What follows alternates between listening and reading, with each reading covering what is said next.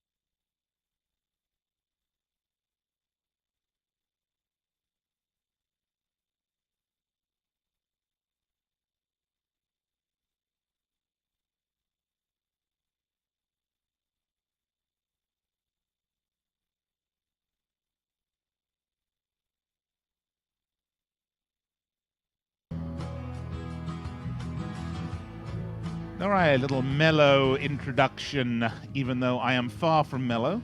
Stone Temple Pilots, Nick. I know, nice stuff, Danny, I agree. It does pick up a bit. Here we go. There we go. We should probably wait for that to come in, but, there's so much going on, Danny. 800-878-PLAY, at World Soccer Radio. That's the Twitter handle, because we're cool. We have a handle. I'm not really that old, but I am. You have love handles too. More than just a few, Danny. It's not just a muffin top with me. It's the whole bloody cake. All right. 800-878-PLAY. 800-878-PLAY. Nick Eber and Danny Page, as I said before, and of course the transfer window closing is the big story of this part of the show, because actually, in point of fact, the biggest story is the Man City-Chelsea match that's coming up this weekend, because there are all sorts of implications there. But we have to talk about the transfer window. Danny, we say this time and time again, January is a very difficult window. And yes, there have been some absolute gems that have been picked up and moved in January. Of that, there's no denying. But you don't see the volume of moves that you typically will during the summer window. Unless, of course, you're looking at teams that are fighting for their Premier League lives. But if my team, which, I mean, as everyone that watches the show knows, I don't exactly have one team. But if my team were even in contention, I would want to see movement for the future, movement of young players to go on loan. And that's what we saw a lot from Chelsea this window. I think Chelsea are one of the big winners of this window. They shed a lot of dead weight. They signed a big center back for the future. They didn't necessarily buy, outside of Nemanja Matic, anyone who will make a big impact, but they got rid of Michael Essien's contract. They, sold off Juan Mata for a ton of money. You like to see some kind of movement, don't you? At the very least. Well, they brought in this young defender from San Etienne, Kurt Zuma, and then they loaned. I'm saying I love what Chelsea did. Yeah, and then they loaned him back. I mean, they're building for the future. That was for my mind, that was a good. That was a very good January move for a club that really didn't have to make too many moves. I mean, they loaned out a bunch of younger players. They Josh did. McEachran. Yeah, Arsenal didn't do anything. Liverpool did nothing. Well, Arsenal City did do something very interesting, and we're going to talk about this because first of all, let's talk winners, losers, and no-shows. Sure. Okay. So the big winner for me, there are three big winners in the transfer window in January. Number one, the biggest winner of them all, I think, is Man United, because I think the pickup of Juan Mata in the January window is a fantastic pickup for them. And even though he single-handedly, Danny, may not be the player that's going to knock in the goals or create every assist that needs to be made, the fact that he came in, the fact they were willing to spend big money, the fact they were willing to raid Chelsea for him, lifts everyone in United up around him, much like Mesut Ozil did at Arsenal. That is definitely one of the big three stories. But the other two stories, Danny, are Fulham and Crystal Palace, two clubs fighting for their Premier League lives, and they have gone out and did what Newcastle did last January. They have completely retooled the squad. Yeah, they completely went out and moved things around, and they really needed to. The clubs you start worrying about in some ways are the teams above them, that didn't do a lot. What does that say for Norwich and for Newcastle, who didn't really replace your boy Johan Kebab?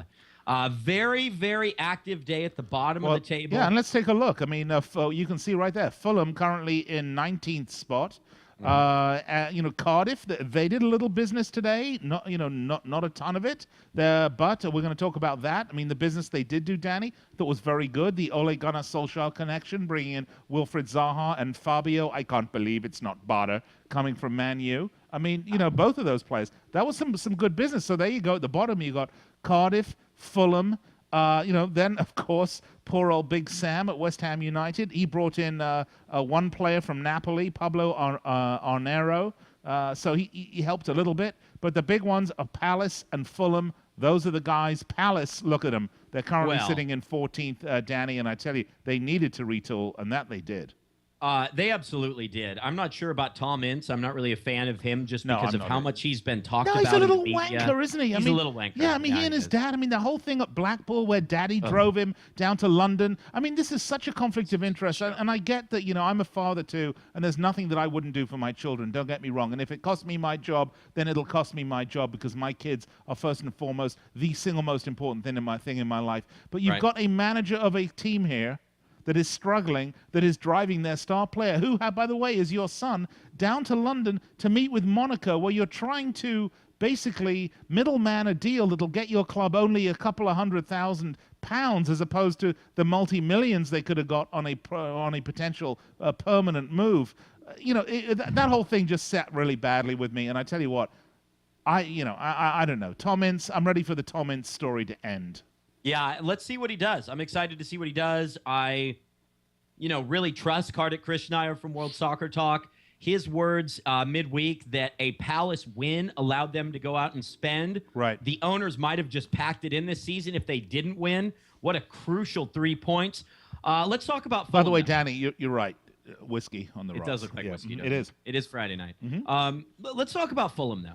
Fulham went out and signed a couple of Manchester United scrubs that can play. I don't really know anything about Ryan them. Tunnicliffe and Lionel Cole, yep. Fulham went out and signed 2 potential match winners that have more quality than anyone on any side at the bottom of the table. Actually, I'd say they did 3 potential match winners. Who would the third be? Holtby, Mitroglou? Holtby definitely. Mitroglou, absolutely. And they signed a great little pickup from Everton in Johnny Heitinga. I mean, Heitinga, too. You have to fancy this club now. And you like what Shahid Khan did as well, a relatively new owner. And he said, I am putting money and faith in my club that they can stay in the Barclays Premier League. And I think those are 3 huge signings. Well, like this, with this wonderful, huge album. By the way, speaking of 19th century football, that moustache he's got, that is a 19th century moustache. Give him the sideburns. Now I would have to fancy Fulham to stay in the Barclays Premier League. Yeah, really. Great Those moves. are just massive signings. Fantastic to see. First of all, I like Lewis Holtby. It didn't work out for him at Spurs. This was a guy that I was That was just a loan deal, right? Or is it a permanent? I'll tell you, actually, because I have this wonderful site that gives me all of the actual money that's been played. It's just a loan. It's a loan deal, right?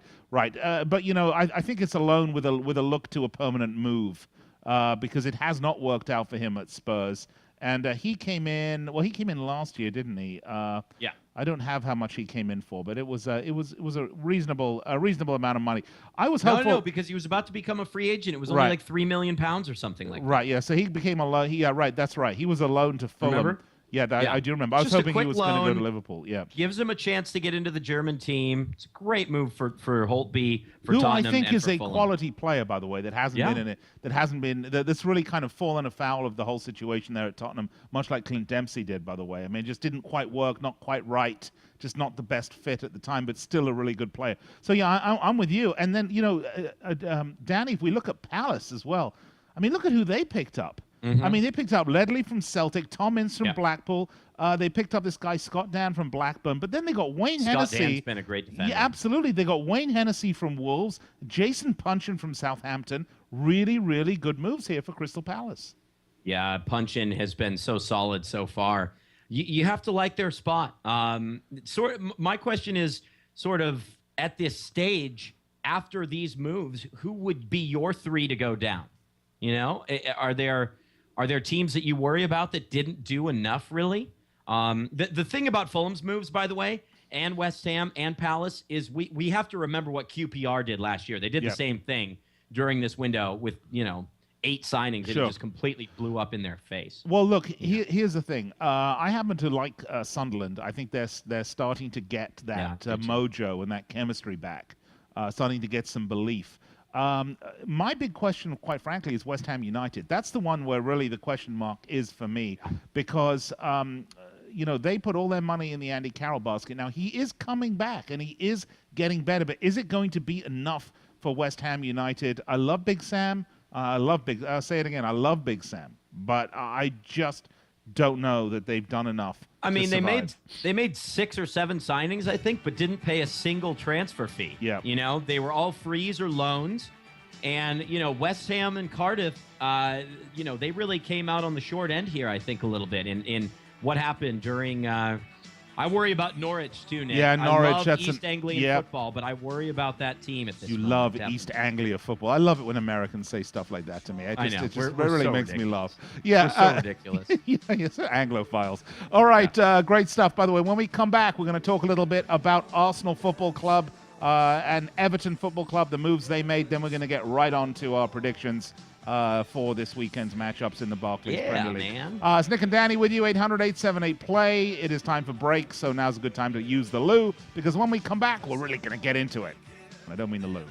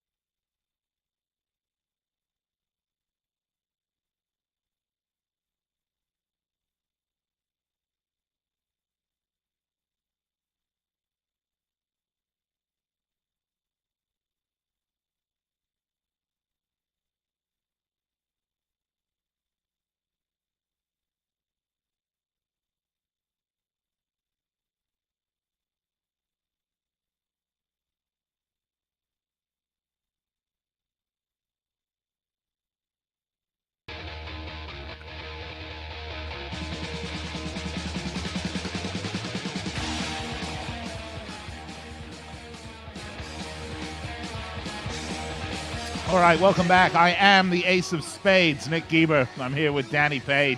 You like that, Danny? What do you mean you're the ace of spades? I'm the Ace of Spades, man. That's what the get song is. No. Is that the Ace of Spades? Yeah, that is. That's the Ace of Spades. That's Motorhead. What is that? Well, you don't know. Go away. Go back to Motorhead. your electronic dance. You know, you and your little flitty-footed friends. I'm going to see your boy, the Benihana owner's kid tonight. in Yeah, San Luis Rocky Obispo. Aoki, possibly the richest man alive. Steve Aoki. Yeah, Steve Aoki, yeah. All right. He's quite a showman, just like yourself. Indeed.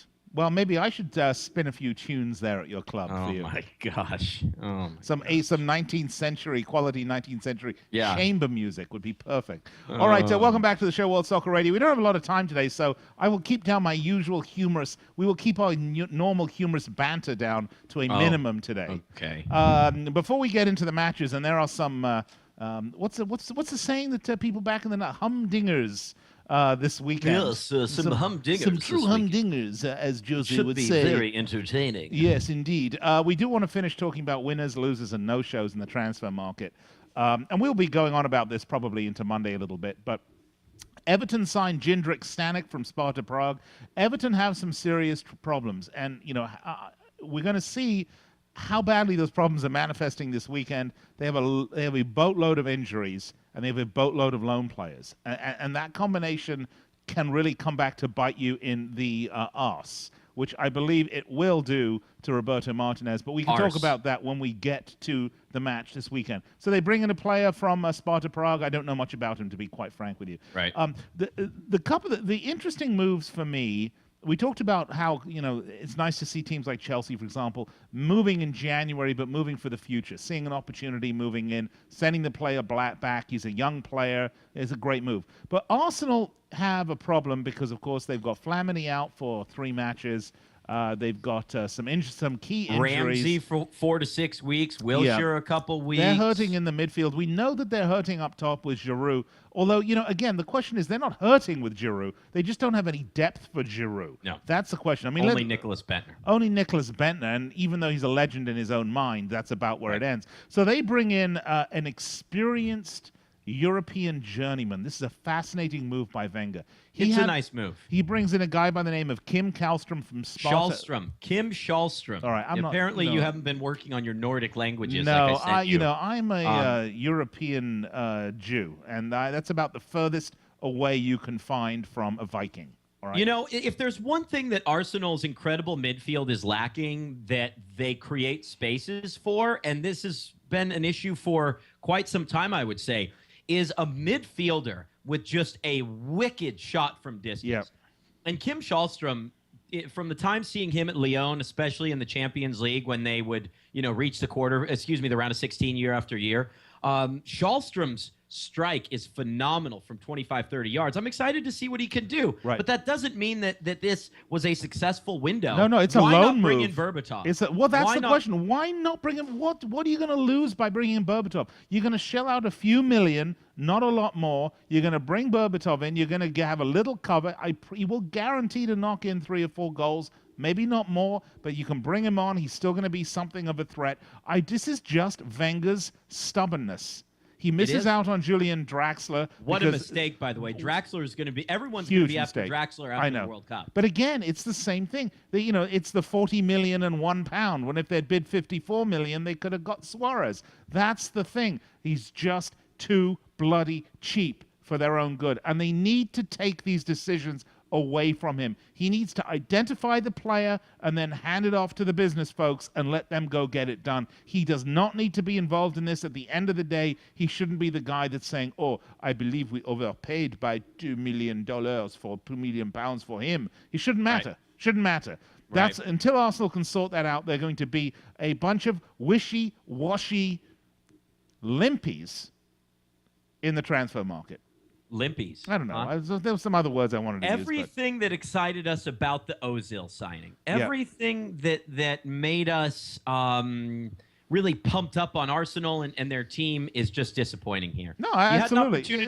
You had an opportunity to spend probably £35 million on one of the best young midfielders on the planet. And now there will be a bidding war in the summer among Europe's biggest clubs. I think he'll be a star at the World Cup. Yep. I saw him on Sky Sports kind of likened to a Robin van Persie. Yep. And that at this point in his career, he can play winger or more of a central attacking midfielder, but he could morph into a center forward, a great center forward. They blew it. I think I said this the other day. I no longer really consider them a part of the title race. I just don't think they're going to be. It's a bit early to say that. But, I will say this. I'm very, very disappointed. I really thought that with the Ozil move, that if he had the right player, he would go in with what he learnt in the Suarez affair, with what he learnt with Ozil. Find the player, go in hard, and get him when the time is right, when that window's open for you. Go in and get him. Go in and get him right. Show some balls, Arsene. Yeah. That's just it. And he didn't. And it's just business as usual now back at... So anyway, disappointed with that. Of course, Liverpool make a move for this young Ukrainian winger, and that they fell a little short there. But, look, here's my take very quickly on this as a Liverpool supporter and somebody that's watched this time and time again, because we've got to get onto this weekend's matches. One player like this that's unproven, that's never really played in the Premier League, that's a bit of a flyer. You're talking about Draxler or Schallstrom? No, I'm talking about the Ukrainian kid whose name I cannot pronounce. Yeah, Liverpool would move on. Conoplastic surgery, that one. You don't know how he would have ended up. So I mean, this isn't like a major blow that I see it. I was disappointed they didn't get a player in, but oh well, we move on. Danny, we do need to move on because I know you're an Anglophile, so you love East Midlands football. How about Tyne Wear football? I love the Tyne Wear Derby. So there you go. We got Newcastle, Sunderland. This is a big match, Danny. Of course, no Johan Kebab anymore at Newcastle. Yeah, no Johan Kebab. There's one team that's kind of really up and running, feeling the momentum, and there's another team that is possibly, preparing for something of a downward spiral. Really? And, you think that they brought in Luc de Jong? He's a good player. He's a good player, but they failed. Remy. They have Loic Remy up front. They have Papa Cisse. They do have some depth in midfield, but I'm not sure where the morale stands, especially going into the Tyne Wear Derby. And of course, they did fail to get Clément Granier. That was the other guy they were hoping to get from Lyon. They did not get him. And on the other side, you've got Sunderland. And I will say this: they had a really nice midweek win over Stoke. They're feeling it. They are looking down now at the bottom of the table rather than up from the bottom of the table. And I kind of feel that there's a bit of a new good, warm and fuzzy feeling at Sunderland. And for that reason, and the fact this is a big derby, I like a draw. Yeah, I like a draw as well, probably 1-1, something along those lines. We're not going to get any of the one-sided sort of 5-0 matches that we've seen on both ends over time. I think one of them was 5-1, but anyway, you understand what I'm saying. Yeah, absolutely. Forget Ed in Idaho. Yeah, let's go to the phone, shall we? We do have Ed in Idaho. Is he there? I think we got Ed. Ed, all right. Let's have it. Tyne Wear Derby. Give us your predictions. Guys. What's up? How you doing, guys? Good. And yourself? Oh, I'm good. I was listening to you guys, and I have to say, I'm a Toon supporter, so it pains me to say this, and I hope I'm wrong. I'm with you guys. It's going to be 1-1. Well, oftentimes these big derbies end up that way. I mean, Yeah, and Sunderland, like you said, they're on the high. Newcastle are hurting. I mean, the depth. They only signed De Jong, who, like you said, he's got potential, but it's hard to get on the ground when you're in a new environment. Ed, you're always good for an upset prediction each weekend. You're pretty solid at it, too, that we see on Twitter. By the way, send us your predictions as well. Anyone at World Soccer Radio. Do you have an upset special this week, if you will? Yeah. You know what? I do have one, and I would have to say, I think, I'm just going to say it. I mean, looking at Everton's form recently, maybe it may cheapen my prediction, but I see Villa winning at Everton 2-1. Nice. Wow, okay. Nice. I like that. I like that call, Nick. Yeah, it's a good call. Ed, there's another match I think that is ripe for an upset, and that is Hull-Tottenham. Oh, yeah, absolutely. I'm not questioning that. I mean, you never know what Spurs team you're going to see. And, Sherwood's a gambling man, but at the end of the day, it's going to bite them in the butt sometimes. And, Hull, they've proven to have a real good home record all season so far. So I would say probably 2-1 Hull on that one. Now, tell me something, Ed. How much of a fan of East Midlands football are you? East Anglia. Oh, East Anglia. Sorry. How about the West Midlands? You like West Midlands football? Yeah, I do. I was a Villa fan at one time. I have some stories of it, but of course, it's an hour show. You might not have time for me to explain my story, but I have a good soft spot for Villa. All right. Okay. Yeah. All right. Well, I just want to see Norwich and Ipswich. Isn't that where the Lord of the Rings takes place? Is over there, kind of? I thought that was in New Zealand. No, that's where it's filmed. That's where it's filmed, I know. Nick. Okay. All right, Ed, thank you for the call. Call us again. We love, by the way, that's Ed, Idaho United. You can find him that way on Twitter. We do have to go to break. Have a good weekend, brother. All right, have a good one. When we come back, it is the long segment, and we will get to all of the matches. We'll give you all of our predictions. So we're predicting a draw for Newcastle Sunderland for the Tyne Wear Derby. 800-878-PLAY if you would like to chime in with your predictions, or you can do that on Twitter at World Soccer Radio or Facebook, facebook.com/World Soccer Radio. Man, we are everywhere. We just can't get rid of us. We're like a bad rash Okay, Nick and Danny with you. Like a bad rat. 800-878-PLAY. 800-878-PLAY. Once again, big hello to our men and women in uniform listening on American Forces. And if you're listening on an affiliate station of the Sports Byline Network, every weeknight, 9 p.m. Eastern, we're with you. We're going to take a break. Good time to use the loo. We'll be right back.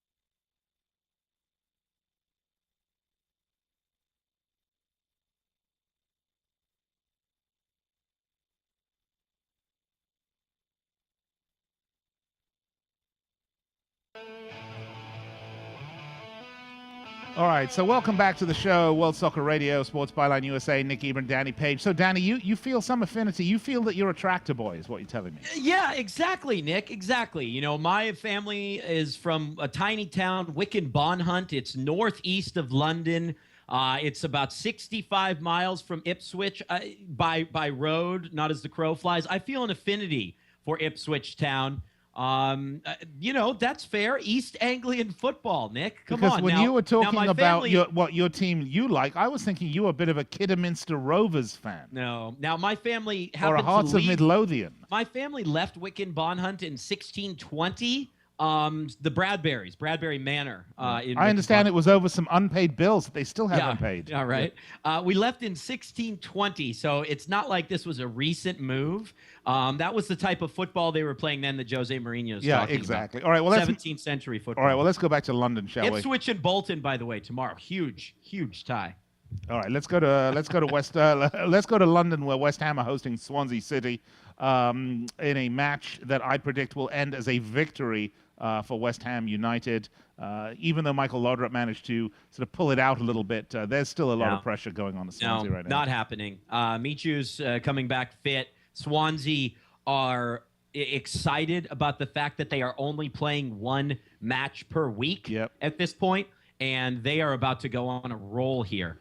I think Swansea will finish in the top half of the table, and they will win 2-0 at West Ham United. Okay, so you think it's gonna be a sort of London double because they beat Fulham last time out 2-0. Yeah, so exactly. this would be they just go up the road a little bit and find themselves some West Ham United. All right, we're going to beg to disagree on this one. I'm going to say 2-1 for the Hammers. You're going to say it's what 2-1 for Swansea. 2-0. 2-0. All right. Let's go to Wales, where it's full of Welsh people that look like Tom Jones and sound like Tom Jones. So let's go to Cardiff, where they will host your very favourite Canaries. 0-0. For what is, I think, going to be a very dull game. 0-0. Done. Move on. What's the next game? But Danny, I actually don't think it's going to be 0-0 because Cardiff. What do you think? Well, Cardiff are just awful. Right. Even though they brought in, I can't believe it's not Fabio, and Wilfred Zaha from God, you Manchester think you're United. so funny. I don't think they're going to. I don't know how much of a part they're going to play in this match. And, I actually think Norwich are a much better team than Cardiff. And they've I like Norwich for this one, Danny. Okay. 1-0. I'm not putting a lot of faith. Delia Smith smiles and cooks for everyone as the Canaries beat Cardiff 1-0. And Vincent Tan goes back to his horrible-looking outfit. Both teams have had 3 0-0s on the season. That's as high as anybody in the league, with the exception of West Ham United. It will be 0-0. Moving on. All right, let's go to Goodison Park, where poor old Roberto Martinez, who has done a wonderful job at Everton, he really has, is plagued with some injuries, and that is not necessarily his doing. He just doesn't have the greatest depth on that team. Lukaku going out has been an absolute hammer blow for them. They are playing Aston Villa, who, and I say this again, when they get Benteke and they get Weimann and they get Agbonlahor up top running at you, can cause absolute bedlam in your defense. Aston Villa starting to pull it out, I think. I'm liking what I'm seeing from them. Their last results were that wonderful, the derby, of course, the 4-3 come-from-behind victory against West Bromwich Albion, the big Birmingham derby. You know what? I am liking Aston Villa for this. I'm with Ed. I like what you're saying. I think that Villa are a club over the years that especially in recent years, it's about confidence. But Everton's only lost one of their last 20 games at Goodison Park. I can't see them dropping this. Should be another thriller like we saw midweek. Everton 2, Villa 2. 2-2. All right. Okay, fair enough. Fulham, Southampton. Can I say... Oof. How quickly can I say Southampton? Because these new players at Fulham, Tunnicliffe, Larnell Cole, Heitinga, Holtby, Mitroglou, they won't have bedded in yet. So it's still going to be same old Fulham. Same old Fulham. That's a good point. It'll be all Fulham. Yeah, it'll be all Southampton. And they will hit their 4th loss in a row, sadly for Fulham, and further complicate things at the bottom of the table, but not too much because it is still very, very tight. Sort of with the bottom 5 or 6 teams, it's very, very tight. Let's move along to the match that I actually think is going to be the upset of the weekend. I believe that Hull will beat Tottenham, albeit it is at home. Yes, it would be an upset, although Liverpool have gone to the KC Stadium and lost this year, lest we forget. Yeah. So you have to like, Hull's opportunity here. They've beaten Liverpool's seemingly greatest rival for 4th there. I like Tottenham to win. I think this is, a 1-0 tight, tense victory for Spurs as they kind of get back on track after the Danny Rose sending off in the debacle in midweek. By the way, that red card was rescinded. Yeah, was it really? Yeah, it was. Danny Rose will be eligible to play. They have rescinded that red card, and that is a big help for them. That's crazy. And I like it when that happens. By the way, I think it's a recognition by the FA that of constant stupidity. Well, no, it's not even stupidity. In other words, a bad call on the day is a bad call. But if it's a bad call, you shouldn't have to suffer for it for the next 3 matches just because. Agree. And so I like that. And I like Spurs. So I have nothing against Tottenham Hotspur. I just think this is a match I think they're going to either lose or get a draw on. So for me, they will not win this one. I'm taking Tottenham. We differ in opinion with a number of matches. We do. How about Stoke hosting Manchester United, Danny? Wow, this is a tough game to predict. I like Man United and what they've established with Juan Mata. I like his ability to energize this side. But you know what United didn't sign in the window? Central defenders. Yeah. This will be a thriller. Stoke will lead at some point. United will come from behind. It's Sir Alex Ferguson's favorite scoreline last year. Stoke 2, United 3. I'm with you on that. Last time Really? Stoke won was the 21st of December, back before Christmas. But I feel like they can put up a fight. Well, in the meantime, they haven't put up much of a fight, Danny. They've lost 5 of their last 6. 5 losses and 1 draw in the last 6 matches. They have some of the worst current form in the Premier League. They are in big, big trouble. I don't see any way that Man United loses this. And this is the type of away victory that Man United will get that will start to instill even more confidence in them. Yeah, should be a nice win for United. They're getting going here. I believe it will be. West Bromwich Albion versus Liverpool Football Club at the Hawthorns. A difficult match, surprisingly enough, for Liverpool against a West Brom team that, have been getting a lot of draws recently. They've become a bit draw specialist, actually, these days. I want to say they have the most number of draws in the Premier League with 10. Yeah, I believe so. 10 draws. Don't waste your time. They do. I was doing some research on this game, and as I was, it brought to mind, it brought to mind Liverpool's defeat last year at West Brom, which really spiraled their season out of control, a 3-0 loss. I think Liverpool remember that well. I think they will turn this around and easily. Liverpool 3-0 away. Did they not absolutely murder West Bromwich Albion at Anfield at the beginning of the season? They did. When Steve Clark was in charge. So also, West Bromwich Albion leak a lot of goals, and that's a problem because you can't leak goals when you have Swarridge out there. When Swarridge is out there, you're in big trouble if you're leaking goals. If you don't have a sound defense, which they do not. There's no way Liverpool are losing this one, Danny. I'm going to say 2-1. 2-1 or 3-1, and I wouldn't be surprised if the Swarridge gets all 3 of those goals. Swarridge. All right. Swarridge. What's next? All right, let's move along. Arsenal, Crystal Palace. Banana skin, he asks, with a question mark? I don't know. What do you think? You're the one that brought up the term banana skin. Well, Palace feeling a little love. Beat Stoke, beat Hull. Could it win the third win on the bounce? It's at the Emirates. It's at the Emirates. I like Arsenal for this because I like Arsenal, period. I think Arsenal are a team everybody's overlooking, even when the fact that they've been at the top of the table almost constantly the entire year. They make one little slip up in their last match, and they did play some decidedly uninspired football against Southampton.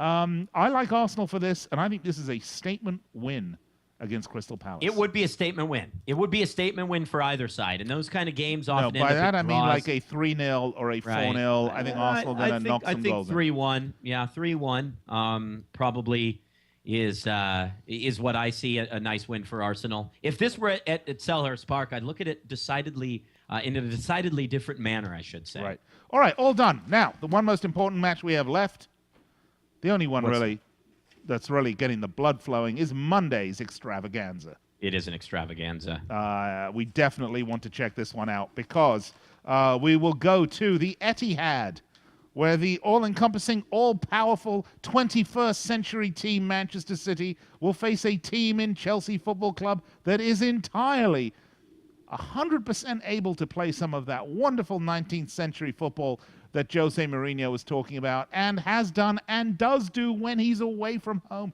This is what was so funny about his statement, Danny. You know, when Chelsea go away from home, they play 2 holding midfielders. I know. I mean, and that's exactly what he's going to do. He's going to try and close up shop away. Yeah, of course. It was very hypocritical. It was great. Which I think great. I loved it. I loved it from an entertainment standpoint, but when managers come in and are hypocritical like this, it was one reason why I really loathed Sir Alex Ferguson, was because he was a hypocrite. Oh, yeah. 1-0. Still is, by the way. Just because he retired doesn't mean he's not a hypocrite anymore. Right. Our boy D-Mac says Man City get a first-half goal, and they hold off Chelsea 1-0. I really like what he has to say. It's not going to end 1-0.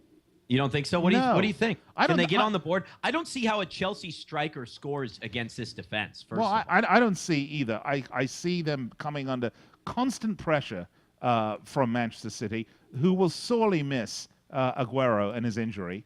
However, they've got a very, very crafty little guy that can pick through and open those seams up beautifully, that can pick his way through even the staunchest of brick walls in David Silva.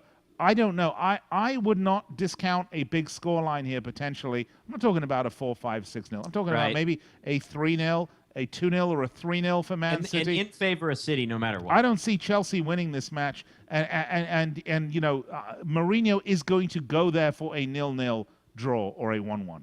He is going to not just park the bus, Danny. He's going to build a luxury hotel there. What a hypocrite. I mean, yeah, of course, but you know, he's going to do what he has to do. A luxury hotel.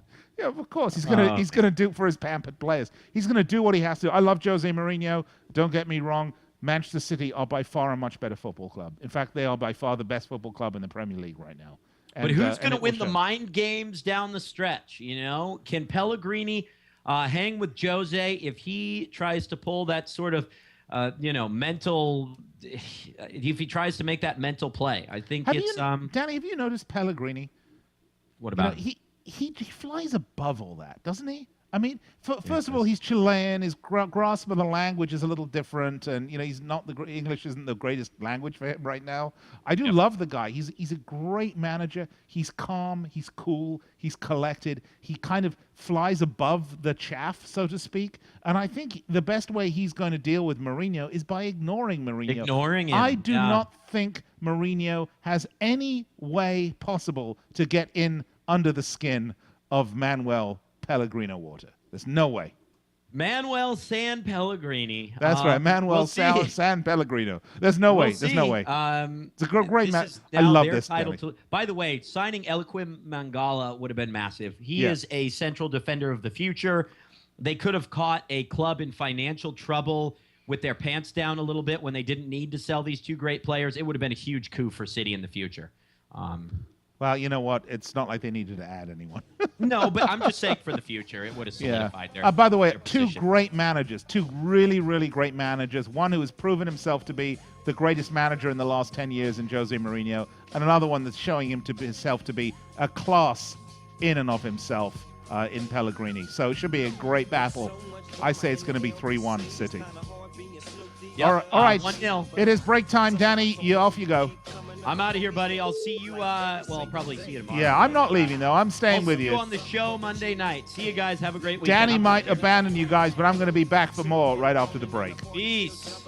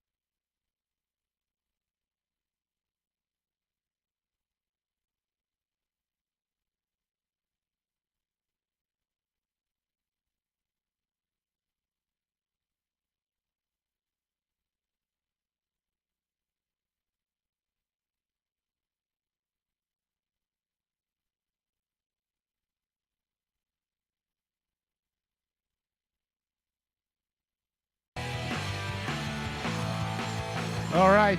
Welcome back to the show, World Soccer Radio, Sports Byline USA. By the way, you can find us on Twitter at World Soccer Radio. That's at World Soccer Radio. We'll be tweeting throughout the weekend.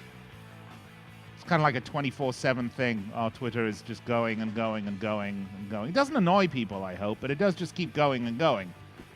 At World Soccer Radio. All right, some big matches this weekend. Once again, big Tyne-Wear derby, of course, and the massive clash on Monday. And we'll be back on the air with you 9 p.m. Eastern time on Monday. Let's talk about what happened. Let's see how our predictions fared. And we will see just who took home the plaudits on Monday after this big top-of-the-table clash. A lot riding on this match. Not just the result, obviously. Not just an opportunity for Man City to increase the gap, particularly after last week's disappointment for Chelsea. I mean, this is a real title-winning match. City have everything to prove, and you know what? I believe that they will get it done. All right, once again, Twitter at World Soccer Radio, and of course you can call us 800-878-PLAY throughout the week. 9 p.m. Eastern time, folks, is when we're on Monday through Friday. We're the only regularly scheduled, nationally syndicated radio show bringing you the beautiful game in the entire United States of America. How's that? And of course, we're overseas as well with American Forces. We're also online through iHeartRadio, through TuneIn.com, and also you can see this show. We have a live TV video simulcast, whatever you want to call it, going on at YouTube, which you can find us at Watch WSR, as in Watch World Soccer Radio.com. That's just about going to wrap up the show. Hope you enjoyed it. Hope you liked the whole week of programming. We had some great stuff, including Ivis Galasep yesterday making his debut on the show.